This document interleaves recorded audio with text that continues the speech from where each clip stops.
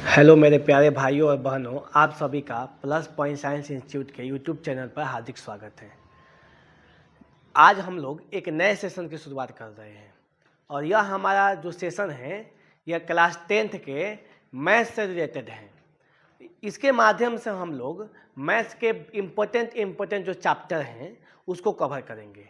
जी यह सीरीज में हम लोग का जो पहला चैप्टर है इसका नाम है त्रिकोणमिति यानी त्रिकोणमेट्री। और त्रिकोणमेट्री का जो हमारा चैप्टर है यह बहुत ही इम्पोर्टेंट चैप्टर है जो कि हमारे पेपर में 15 से 20 क्वेश्चन जो होते हैं, 15 से 20 मार्क्स का जो क्वेश्चन होता है वह हमारे त्रिकोणमेट्री से रिलेटेड होता है। इसलिए आज के क्लास की जो शुरुआत हम लोग करेंगे वो हम लोग त्रिकोणमिति से करेंगे और आप ध्यानपूर्वक क्लास को देखेंगे, अपने नोटबुक में नोट करेंगे, जो क्वेश्चन बनाने को दिया जाएगा उसको आप बनाएंगे और जो चीज़ याद करने के लिए दिया जाएगा उसको याद करेंगे। ये आपका परम कर्तव्य है, ठीक है। सुप्रीम ड्यूटी आप इसको समझिए कि आपको करना ही करना है। तब आपको एक क्लास देखने के बाद दूसरा क्लास देखिएगा तो आपको ज़्यादा बातें समझ में आएगी, ये कहीं 100% बातें समझ में आएगी। फिर मतलब कोई आपको दिक्कत होगा ही नहीं। आपको इस तरह से अगला क्लास देखते जाइएगा, आपको कोई प्रॉब्लम नहीं होगी। चलिए हम लोग शुरुआत करते हैं भगवान का नाम लेकर के एक नए आपके क्लास का, जिसका नाम हम लोग का है चैप्टर का त्रिकोणमिति। जैसा कि आप सभी देख सकते हैं PPSI आपकी संस्था का नाम है और क्लास 10 का हम लोग मैथ की शुरुआत की है त्रिकोणमिति का। पहले शुरुआती दौर में हम लोग क्या करते हैं कि शुरुआती दौर में थोड़ा परिचय जान लेते हैं, इसका इंट्रोडक्शन जानते हैं कि त्रिकोणमिति आखिर में होता क्या है। तो आपको हम बताएं कि जो त्रिकोणमिति है इसके शाब्दिक अर्थ पे थोड़ा चर्चा किया जाए। इसका शाब्दिक अर्थ क्या है, ठीक है। तो यह त्रिकोणमिति जो है ये 3 शब्द से बना है। देखिए त्रिकोणमिति जो है ये 3 शब्द से बना हुआ है, ध्यान देना है सब लोग को। एक होता है त्रि, ठीक है, और एक होता है कोण और एक हमारा है मिति। 3 शब्द है त्रिकोणमिति। त्रि का अर्थ होता है 3, कोण का अर्थ है हमारा कोण या झुकाव, इसको एंगल कहते हैं, कोण या झुकाव। ध्यान से सब बात सुनते रहना है, झुकाव। और मिति का अर्थ होता है हमारा माप, ठीक है। मिति का अर्थ क्या होता है, माप। तो यदि त्रिकोणमिति के शाब्दिक अर्थ मतलब इस शब्द का अर्थ क्या है, तो यदि इसका शाब्दिक अर्थ के बारे में चर्चा किया जाए, ध्यान से सब लोग देखिए, एकदम सब बात समझ में आएगी आपको। इसके शाब्दिक अर्थ,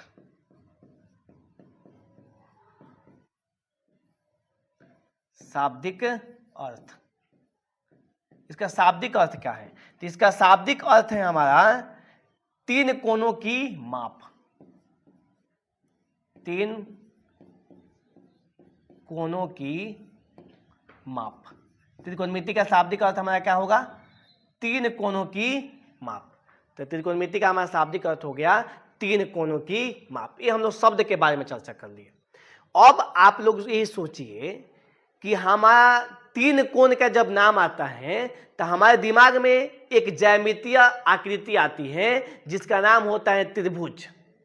और उस ज्यामितीय आकृति त्रिभुज में ही 3 कोण होते हैं। चूंकि त्रिभुज में 3 कोण होते हैं इसलिए हम लोग कह सकते हैं कि हमारा त्रिकोणमिति का जो विषय वस्तु है, अब 3 कोण के बारे में हम लोग को पढ़ना है, तो 3 कोण के बारे में हमको पढ़ना है तो हम लोग 3 कोण किस में होता है, त्रिभुज में होता है। इसलिए त्रिकोणमिति को जनरली कहने का मतलब है कि हम लोग सामान्य तौर पे त्रिभुज को परिप्रेक्ष्य में पढ़ते हैं, त्रिभुज को अपना विषय वस्तु रखते हैं। तो चूंकि 3 कोण त्रिभुज में होते हैं, देखिए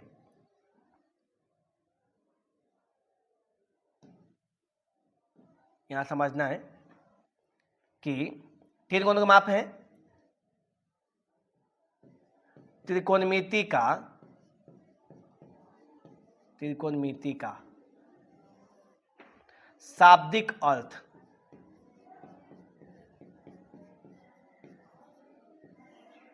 शाब्दिक अर्थ 3 कोणों की माप होता है। 3 कोणों की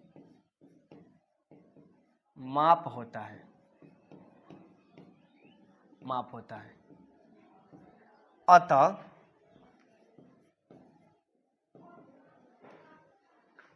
या ऐसे लिखिए, चूंकि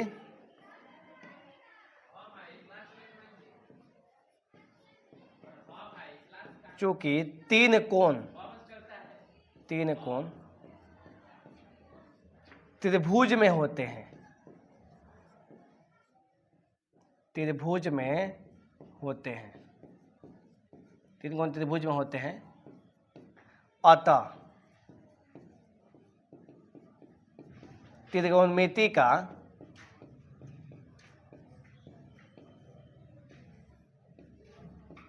विषय वस्तु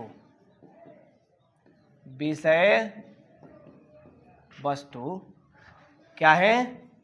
तो त्रिभुज है। त्रिकोणमिति का विषय वस्तु क्या है? त्रिभुज है। ये हम लोग का हो गया परिचय त्रिकोणमिति का। त्रिकोणमिति हमारा तीन शब्द से बना है, त्रिकोणमिति। त्रि का अर्थ है तीन, कोण का अर्थ है कोण या झुकाव, मिति का अर्थ होता है माप। शाब्दिक अर्थ है तीन कोणों की माप, और इसके बारे में चर्चा किया जाएगी। त्रिकोणमिति का शाब्दिक अर्थ तीन कोणों की माप होता है, और चूंकि तीन कोण त्रिभुज में होते हैं, अतः त्रिकोणमिति का विषय वस्तु क्या होता है? त्रिभुज होता है। यह हम लोग का एक परिचय हुआ, और उम्मीद है कि आप समझ गए होंगे कि त्रिकोणमिति का मतलब है कि त्रिभुज से संबंधित बातों को पढ़ना है। आइए अब आगे बढ़ते हैं। अब आया बात त्रिभुज कि त्रिभुज, हम लोग त्रिभुज के बारे में एक सामान्य परिचय ले लेते हैं। त्रिभुज के हम लोग 5-6 से पढ़ना चालू करते हैं त्रिभुज के बारे में, और हम लोग 10 तक आते आते त्रिभुज के बारे में बहुत सारी बातें जान जाते हैं। आज हम लोग एक त्रिभुज का सामान्य परिचय समझेंगे, जो हमारे सिलेबस के अनुसार आवश्यकता है उन सभी चीज़ों को पहले समझ लेंगे, फिर हम लोग आगे बढ़ेंगे त्रिकोणमिति के लिए। आगे देखते हैं। सबसे पहले हम लोग समझते हैं, आइए त्रिभुज का परिभाषा थोड़ा समझ लिया जाए। त्रिभुज का परिभाषा क्या होता है? तो देखिए इसका परिभाषा, देखिए इसका परिभाषा क्या होगा। इसकी परिभाषा दिया जाए, डिफाइन किया जाएगा, डिफिनीशन।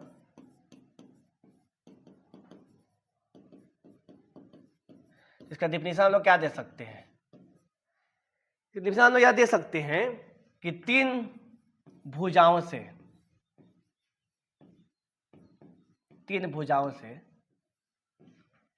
बंद आकृति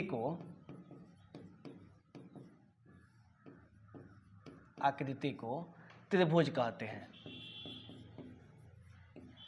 त्रिभुज कहते हैं। तीन भुजाओं से बंद आकृति का त्रिभुज कहते हैं। एकदम हम बेसिक से सब चीज़ों को लेकर हम लोग चल रहे हैं। त्रिकोणमिति में तीन भुजाओं से बंद आकृति का कहते हैं त्रिभुज कहते हैं। अब थोड़ा त्रिभुज के बारे में बात किया जाए। देखिए एक त्रिभुज हम लोग ले लेते हैं।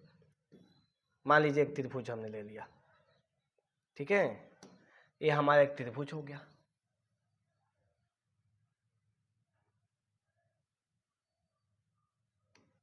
ये हमारे त्रिभुज हो गया। चलिए इसको समझते हैं।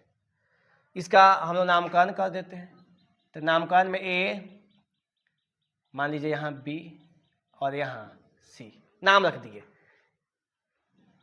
यह जो होता है ना, यह ए इस शीर्ष है, बी सी, इसको कहते हैं शीर्ष। तो त्रिभुज में हमारे तीन शीर्ष होते हैं, ध्यान रखना है बातें। त्रिभुज में तीन शीर्ष होते हैं। त्रिभुज में तीन शीर्ष होते हैं।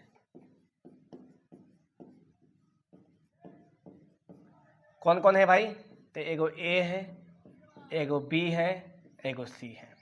अब आगे बात करेंगे।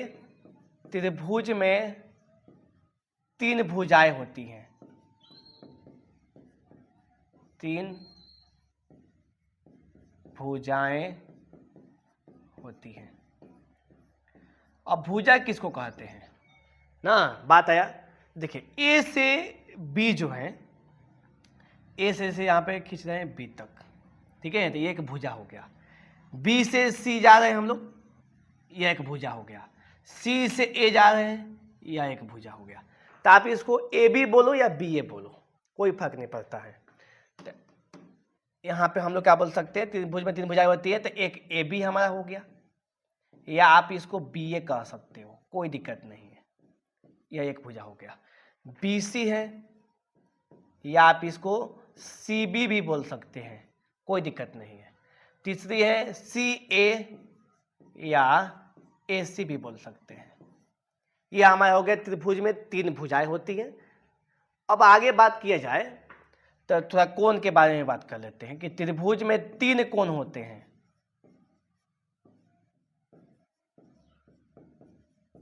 तीन कोण होते हैं, 3 कोण होते हैं। त्रिभुज में कितने कोण होते हैं? तो त्रिभुज में 3 कोण। कोण किसको कहते हैं? तो दो भुजा जहां पे एक दूसरे से मिलता है वहां कोण बनाता है। जैसे देखिए AB या AC, दोनों में उभयनिष्ठ बिंदु, कॉमन पॉइंट है C, तो एक कोण हमारा ये कॉमन पॉइंट A है तो कोण यहाँ पे बन गया। AB BC का आपका कॉमन पॉइंट B पे एक कोण बन रहा है, एक C पे बन रहा है, ये हमारा कोण हो गया। अब कोण का नाम हमको रखना है तो सिंपल आप कोण A बोल दो, या इसका नाम आप ऐसे भी रख सकते हो, ए को बीच में रखो। कोण को लिखना होगा 3 लेटर का प्रयोग करते हैं, तो BAC या CAB। तो हमारा कोण ए यदि है तो देखिए कोण ए को हम लोग लिखते हैं कोण ए बोलिए, या आप इसको बोलिए कोण BAC, ये कोण का साइन होता है ऐसे BAC, या आप इस कोण को बोल सकते हो इसका उल्टा CAB। जो कोण होगा उसको बीच में रखना होता है। अब ये हो गया, एक कोण का नाम लिख दिया। ऐसे आप लिख सकते हैं। कोण बी को क्या लिख सकते हैं? ABC। कोण बी लिखना है तो आप इसको लिख सकते हैं ABC या CBA, ऐसा बोल सकते हैं। कोण C को लिखना है तो क्या बोल सकते हैं? तो कोण C या ACB या इसको हम लोग BCA भी बोल सकते हैं। तो अभी तक के हम लोग को जानकारी के अनुसार त्रिभुज का परिभाषा हम लोग समझ गए कि 3 भुजाओं से बंध आकृति को त्रिभुज कहते हैं। त्रिभुज में 3 शीर्ष होते हैं, त्रिभुज में 3 भुजाएं होती हैं, और कौन कौन भुजा होता है ये बता दिए, कोण भी बता दिया आपको। अब बात आया कुछ हम लोग का रिजल्ट के बारे में। आइए थोड़ा सा आगे बढ़ते हैं, इसमें भी त्रिभुज के बारे में ही थोड़ा समझते हैं। एक बार हम लोग डिटेलिंग ले लेंगे पूरा, कोई दिक्कत नहीं है उसके बाद में।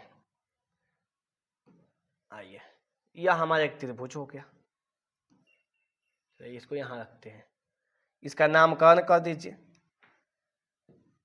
A, यहां पर B, यहां पे C। अब कुछ रिजल्ट है जिसको याद रखना है, ठीक है ना। अब त्रिभुज के तीनों कोणों का जो योग होता है ना, त्रिभुज के तीनों कोणों का योग, कोणों का योग 180 डिग्री, और 180 डिग्री इसी को कहते हैं दो समकोण, अर्थात दो समकोण होता है, दो समकोण होता है, ठीक है। और इसको हम ऐसे लिख सकते हैं कि कोण A, कोण B, कोण C is equal to 180 degree.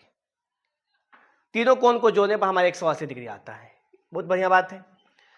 और रिजल्ट ये भी समझिए, कोई भी दो कोण को जोड़ा जाएगा ना, कोण A प्लस कोण B, वह 12 होता है कोण C से। दो कोणों का योगफल, जैसे कोण B कोण C को जोड़ा जाए तो 12 होगा कोण A से, वैसे ही कोण C और कोण A को जोड़ा जाए तो वह 12 होगा कोण B से।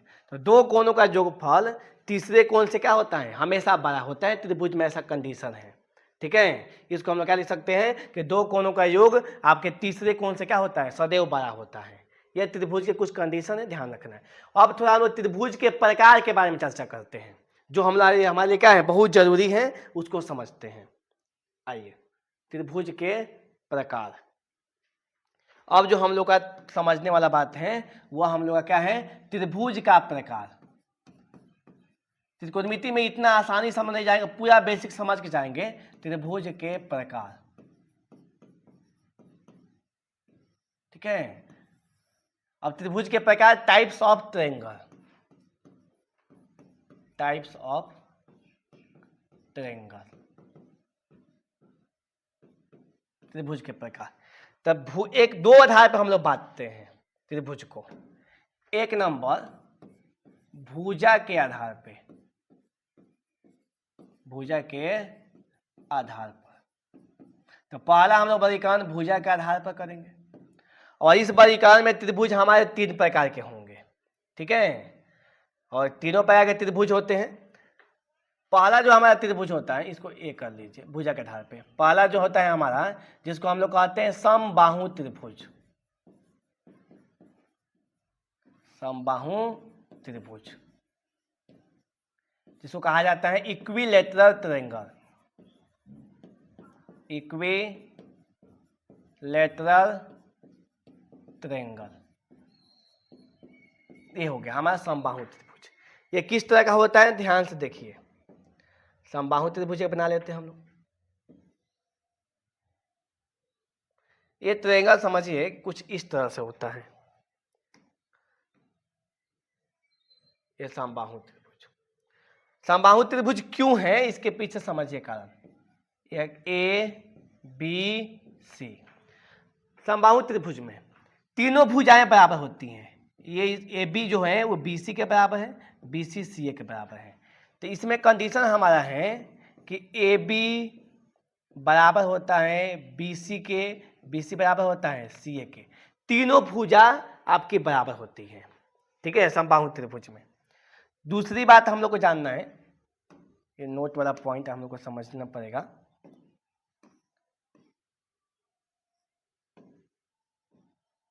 सी ए इन नोट में ध्यान रखना है, ठीक है। समबाहु त्रिभुज तीनों भुजा बराबर होती है, पहला बात। दूसरा बात इसका आप समझ सकते हैं कि तीनों कोण, कोण ए बराबर होता है कोण बी के, कोण बी बराबर होता है कोण सी के, और तीनों कोण की माप होती है कितना कितना डिग्री, 7 डिग्री, 7 डिग्री, भी 7 डिग्री, ये भी 7 डिग्री, ये भी 7 डिग्री होता है समबाहु त्रिभुज में। यदि समबाहु त्रिभुज में लंब डाला जाए, ठीक है, लंब इस तरीके से हम लंब डाल देंगे तो इसको ये बराबर बराबर बांध देगा, जैसे लंब डाला गया तो, ठीक है ना। तो लंब डाला जाए तो ये बराबर बराबर बच जाता है। तो तीसरा में बात समझिए कि यदि ए डी जो है यह लंब का साइड है, लंब हो जाए किस पर, बी सी पर, तो क्या हो सकता है, लंब हो जाए बी सी पर तो बी डी बराबर हो जाती है डी सी का, बी डी डी सी के बराबर हो जाती है। ये समबाहु त्रिभुज के बारे में डिटेलिंग है, अच्छा से समझना इसको। और भी बहुत सारी डिटेलिंग इसमें आता है कि जो हमारा लंब होता है ये हमारी माध्यिका भी होती है समबाहु त्रिभुज में। और भी चर्चा करेंगे हम लोग, बहुत सारे चैप्टर हैं जिसमें और भी चर्चा कर लेंगे। आइए हम लोग फिर चर्चा करते हैं किसके बारे में। दूसरा जो ट्रायंगल हम लोग का है वह हमारा है समद्विबाहु, समद्विबाहु त्रिभुज, इसको कहते हैं आइसोसेलेस ट्रायंगल।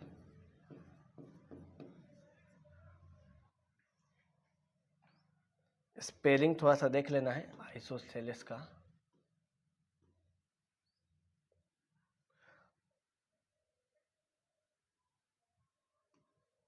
आइसोसेलेस ट्रायंगल मिला लेना है, थोड़ा सा इधर उधर हो सकता है। आइसोसेलेस ट्रायंगल हो गया। इसमें क्या होता है, इसके लिए भी एक हम लोग फिगर ले लेते हैं। फिगर हम लोग यहाँ पे ले लेते हैं, देखिए ये वाला फिगर को ध्यान से देखिए। चलिए ये हमारे का हो गया ए बी सी। अब समद्विबाहु, सम मतलब बराबर, द्वि मतलब दो, बाहु मतलब भुजा। दो भुजा बराबर होगा तो उसको समद्विबाहु कहेंगे। तो दो भुजा मान लो ए बी बराबर है किसके, ए सी के। तो इसमें हम लोग को नोट वाली बातें क्या होती है, तो नोट वाली जो बात होगी बबुआ, पहले कि ए बी बराबर होगा किसके, ए सी के। इसको बराबर भुजा कहते हैं। तो इसको हम लोग जो नीचे आपको भुजा दिखाई दे रहा है ये बी सी, यह क्या है हमारा आधार है। इसको हम लोग बेस कहते हैं, ये ध्यान रखना है, बेस। और बेस पर का जो कोण होता है ना, ये वाला कोण और ये वाला कोण, ये कोण भी क्या होते हैं, बराबर होते हैं। यानी कि दूसरी बात आप समझ सकते हैं कि कोण B इज इक्वल टू कोण C। ये हमारा समद्वि बाहु के लिए है। किसके लिए है? समद्वि बाहु के लिए है। इतना बात हम यहाँ पे तीनों कोण को जोड़ने पर 180 होते हैं, बराबर नहीं होते। यहाँ पे ये वाला कोण बराबर होता है, ठीक है। इसको हम लोग शीर्ष कोण कहते हैं। इसको क्या कहते हैं? शीर्ष कोण, शीर्ष कोण। तो ये होगा हमारा समद्वि बाहु त्रिभुज। अब हम लोग एक बात कर लेंगे, एक होता है विषम बाहु। क्या होता है? विषम बाहु। अब थोड़ा सा हमको अलग पेज लेना पड़ेगा। आइए हम लोग पेज ले लेते हैं।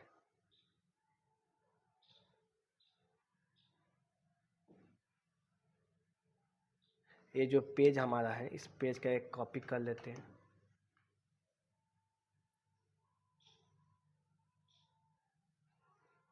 और इसी पेज का एक और कॉपी कर लेते हैं। चलिए, यहाँ से हम लोग को पढ़ना है। ये हम लोग पढ़ लिए। अगला यहाँ से आइए।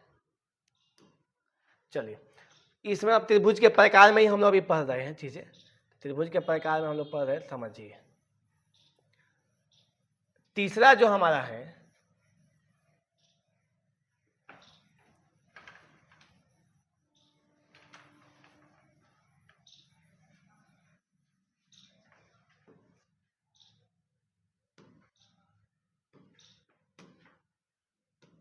देखिए तीसरा जो हमारा त्रिभुज का प्रकार है भुजा के आधार पे, इसको हम लोग कहते हैं विषम बाहु त्रिभुज। विषम बाहु त्रिभुज, जिसको हम लोग कहते हैं स्केलिन ट्रायंगल। इसमें कोई भुजा बराबर हमारा नहीं होता, तीनों भुजा अलग अलग शेप का होता है, अलग अलग मतलब माप का होता है। देख लेते हैं, जैसे बनाते हैं कोई ऐसा।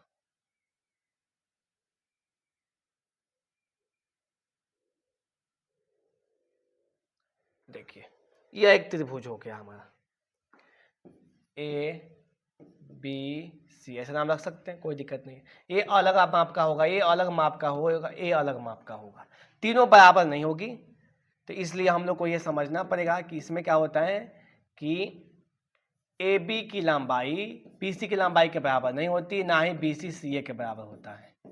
और दूसरी बात हम लोग को समझना है, कोण भी बराबर नहीं होते। कोण ए नॉट इक्वल टू कोण बी नॉट इक्वल टू कोण सी। हाँ, इतना पता है, जो सबसे बड़ी भुजा होगी उसके ठीक सामने वाला कोण क्या होगा? सबसे बड़ा होगा। इतना विषम बाहु त्रिभुज के बारे में है।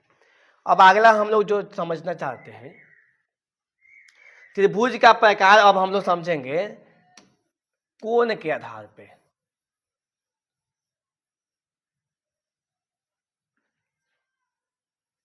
कोण के आधार पर।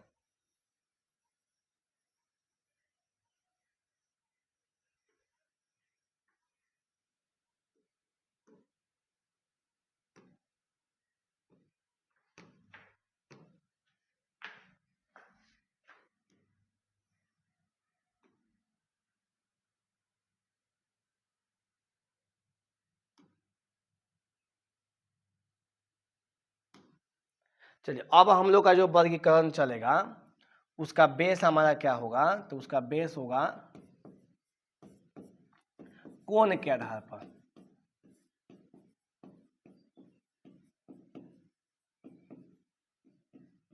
आधार पर, तो कोण के आधार पर जो पहला हमारा त्रिभुज बनाते हैं हम लोग, उसको हम लोग कहते हैं न्यून कोण त्रिभुज। न्यून कोण त्रिभुज, जो हम लोग कहते हैं acute angle triangle. Acute angle triangle, ठीक है, न्यून कोण त्रिभुज, एक्यूट एंगल ट्रायंगल। और न्यून कोण त्रिभुज में क्या होता है कि जो तीनों कोण होता है वो न्यून होता है। न्यून का मतलब होता है छोटा, छोटा का मतलब 90 से छोटा। सब बातें आप समझिएगा, आपको समझ में आएगी। न्यून कोण त्रिभुज में क्या होता है, मान लो एक त्रिभुज हो गया ये,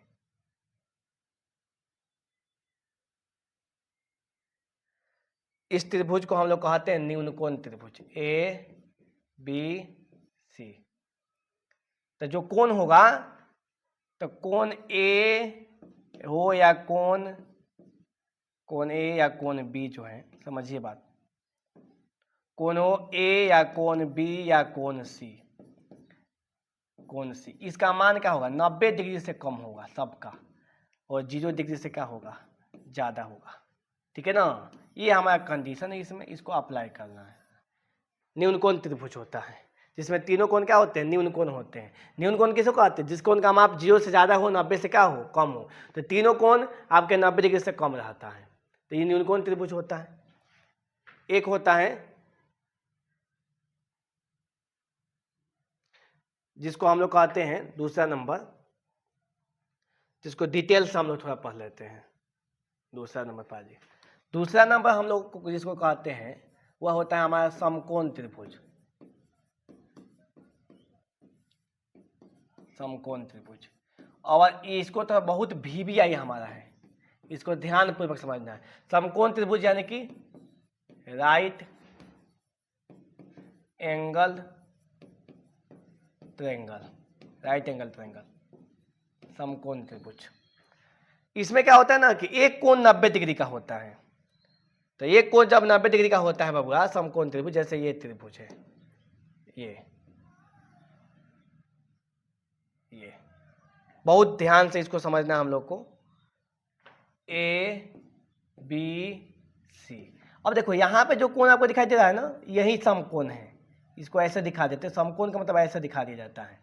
समकोण त्रिभुज में एक कोण B क्या होता है, 90 डिग्री का होता है, और कोण A तथा B जो होते हैं,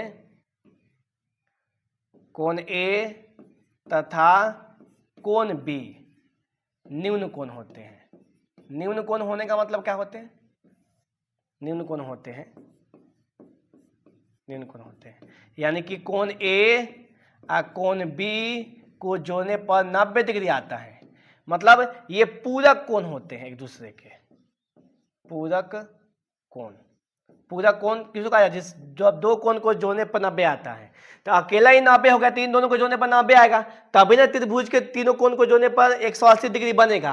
तो 90 इन दोनों को जोड़ने पर 90, तो 180 आएगा, तो ये समकोण त्रिभुज हो गया हमारा। समकोण त्रिभुज का ये हम लोग का हो गया। अब इसमें बहुत जरूरी चीज जो है, एक व्यक्ति थे जिनका नाम था हमारा पाइथागोरस। क्या नाम था, पाइथागोरस। ध्यान से सुनिए, एक व्यक्ति थे जिनका नाम हमारा क्या था, पाइथागोरस था। अब थोड़ा आगे बढ़ते हैं तो देखते हैं, रुकिए एक मिनट, पेज हम लोग को ले लेना होगा अपना काम लायक।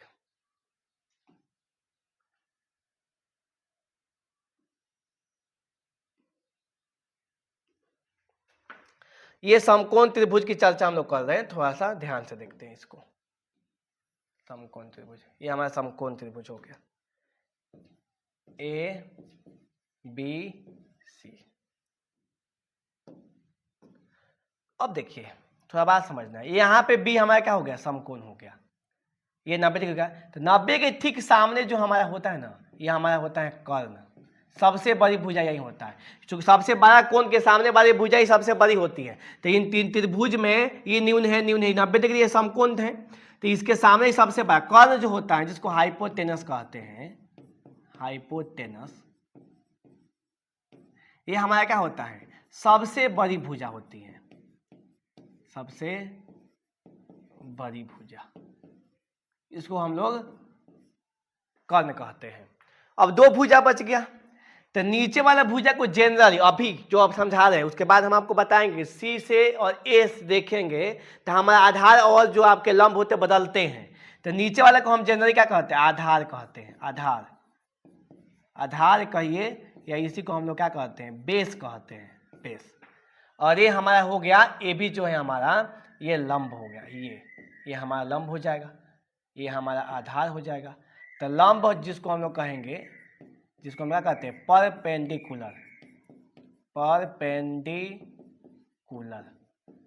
इसको हम लोग P से दिखाते हैं, बेस को हम लोग B से दिखाते हैं, और कर्ण को हम लोग H से दिखाते हैं।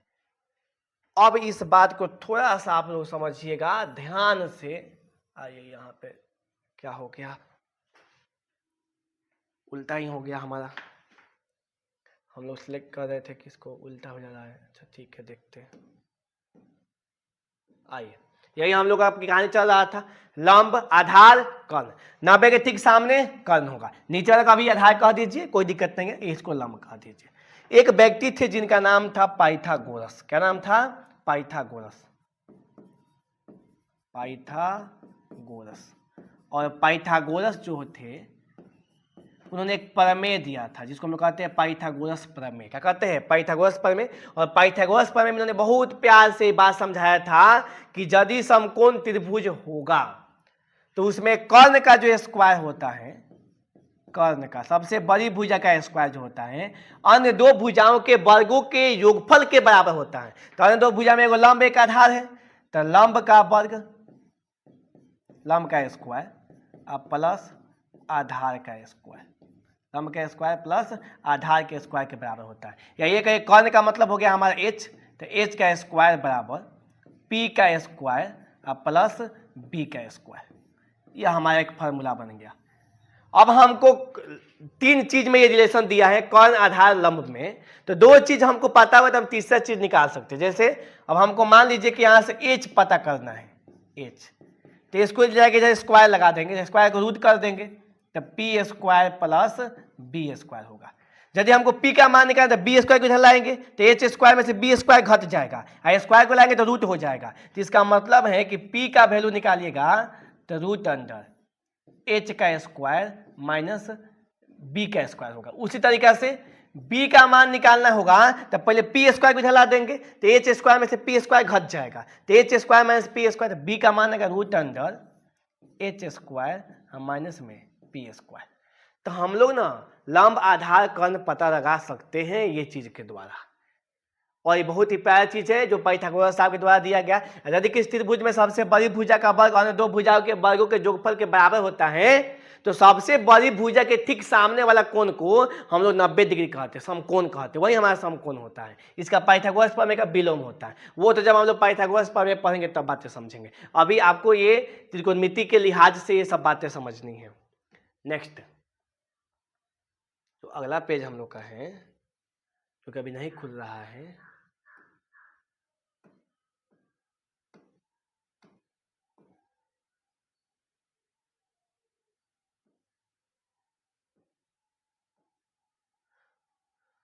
आइए हम लोग को समझना है। अभी त्रिभुज के प्रकार में हम लोग समझ रहे हैं, यहां तक पाइथागोरस प्रमेय तक समझ गए हम लोग। अब आगे थोड़ा सा इस टॉपिक को हटाया जाए। अब थोड़ा सा समकोण त्रिभुज में ना एक बहुत ही इंपॉर्टेंट बात है जिसको हम लोग को समझना है। आज के क्लास में वही हम लोग समझ लेंगे, उसके बाद फिर नेक्स्ट क्लास में चर्चा करेंगे। आइए,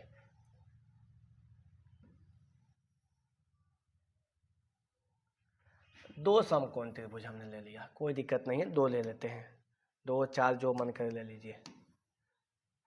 आइए यहाँ पे बात करेंगे।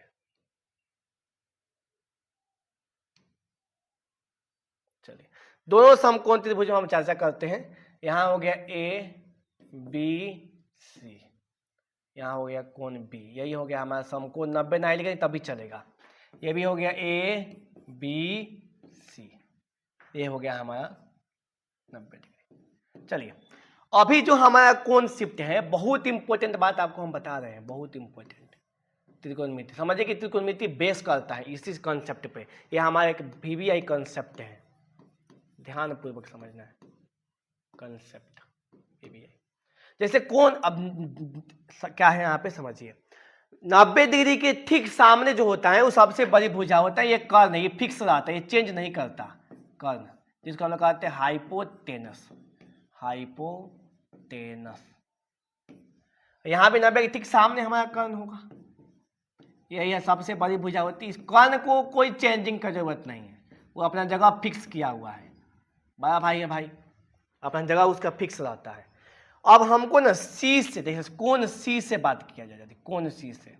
अभी तक तो नीचे वाला के आधार इसको लंब कह देते थे, उसमें कोई दिक्कत नहीं। अब आप त्रिकोणमिति की तरह सोचिएगा तो कोण C से, कोण C की सम्मुख भुजा, कोण C की सम्मुख भुजा, जिस कोण से देखना होगा उसके सम्मुख भुजा को देखेंगे, और कोण C की सम्मुख भुजा जो हमारा होगा वो हमारा क्या है ए बी, और ए बी को ही हम लोग कहेंगे लंब। क्या कहेंगे लंब, लंब को पी से सूचित करते हैं। ये बात हो गया। कोण सी की संलग्न भुजा, जो मतलब उससे जुड़ी हुई है, संलग्न भुजा। और संलग्न भुजा जो हमारा है, देखो कोण सी की सम्मुख भुजा, तो सम्मुख भुजा हमारा क्या है, कोण सी की सम्मुख भुजा ए बी, ये हो गया हमारा सम्मुख, सम्मुख भुजा। तो सम्मुख भुजा को तो लंब कहते, तो ए बी लंब हो गया। ये हो गया हमारा संलग्न भुजा, नीचे वाला संलग्न भुजा। तो बीसी हमारा संलग्न भुजा हो गया। तो बीसी हो गया हमारा संलग्न भुजा को हम लोग क्या कहते हैं, तो संलग्न भुजा को हम लोग कहते हैं बेस, यानी कि आधार। तो बीसी हमारा हो गया आधार, आधार यानी कि बेस। अब ये बात हम इस त्रिभुज के लिए किए हैं। यदि हमारा मान लो कि हम कोण हमारा यहां पे रहता, शिफ्ट करता, कोण ये है, तो इसके सम्मुख भुजा ये है, सामने वाला सम्मुख भुजा। आई कोण ए से सटा हुआ भुजा कौन है, ये है, तीर का साइन उल्टा हो जाए, संलग्न भुजा, संलग्न भुजा। तो अब आप सोचिए कि सम्मुख भुजा को हम लोग क्या कहते हैं, तो सम्मुख भुजा को तो लंब कहते हैं। तो अब की बार ये सम्मुख भुजा हुआ तो ये हो गया लंब, क्या हो गया लंब। आई संलग्न भुजा हो गया तो ये हो गया आधार, क्या हो गया आधार। जैसे यहाँ पे ये लंब था और ये क्या था हमारा आधार था। तो सी से देखोगे तो सामने ये पड़ेगा, ए से देखोगे तो सामने ये पड़ेगा। तो एक ही चीज एंगल के देखने से बदल जाती है। जैसे अब कोण ए की सम्मुख भुजा, कोण ए की सम्मुख भुजा हमारा क्या होगा, कोण ए के सम्मुख भुजा कौन है, बीसी है, और बीसी हमारा क्या होगा लंब हो जाएगा, जिसको पी से दिखाते हैं। कोण ए की संलग्न भुजा, संलग्न भुजा, और कोण ए की संलग्न भुजा कौन है, तो इससे जुड़ा हुआ है। तो कोण ए हाई है, तो हाई वाला तो कर्ण है, तो इससे जुड़ा हुआ है ना है, तो ये वाला हमारा क्या हो जाएगा आधार हो जाएगा। आधार हमारा क्या हो जाएगा आपको ए बी, ए बी हो गया हमारा आधार। अब देखो दोनों चीज में आपको डिफरेंट पता चला होगा कि सी से देखने पर लंब ये है, आधार ये है, ए से देखा जाए तो लंब ये, आधार ये, कर्ण तो हमारा फिक्स होता है। उम्मीद करते कि कॉन्सेप्ट को आप लोग समझ चुके हैं, ठीक है। तो समकोण त्रिभुज का जो कॉन्सेप्ट होता है, जिसमें समकोण त्रिभुज का यहाँ से मैंने स्टार्टिंग किया है कि एक बी का होता है, सम 90 डिग्री का होता है, दो होते हैं आपके, दोनों को जोड़ने पर 90 पूरक कहलाते हैं एक दूसरे के। सबसे बड़ी भुजा को कौन कहते हैं, बाकी लंब एक आधार होता है, ये भी लंब आधार चेंज होता है कोण के आधार पे। और ये पाइथागोरस आपने क्या दिया, प्रमेय दिया, कर्ण स्क्वायर बराबर लंब स्क्वायर जो आधार स्क्वायर, ये सब कंसेप्ट हैं। अब समकोण त्रिभुज हमारा कंप्लीट हुआ यहाँ से। अभी इसमें एक हम लोग और त्रिभुज के बारे में चर्चा करेंगे जिसका नाम है अधिक कोण त्रिभुज, अधिक कोण त्रिभुज, अधिक कोण त्रिभुज, जिसको कहा जाता है obtuse angle,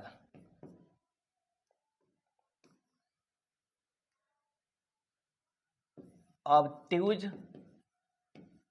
angle triangle. Obtuse का मतलब क्या होता है, एक कोण अधिक कोण होता है। जैसे दिखाते हैं आपको इस तरह के त्रिभुज को, उदाहरण ऐसे ही बनाएंगे हम लोग, जैसे समझिए से पे आ जाते हैं। आइए